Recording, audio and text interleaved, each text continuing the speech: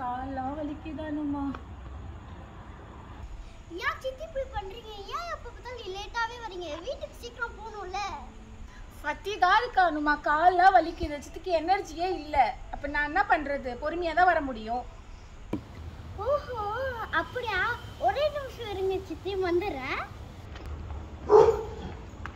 சித்தி இதை பிடிங்க, இந்த மாசாவை குடிங்க, உங்க எனர்ஜி தானா வந்துடும். என்ன? அப்படியா? நான் குடிக்கிறேன்.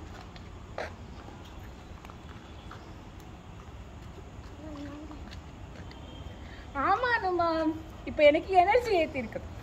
இந்த மாசாவை குடிங்க, நீங்களும் எனர்ஜி ஏத்திட்டு வேக வேகமா ஓடுங்க.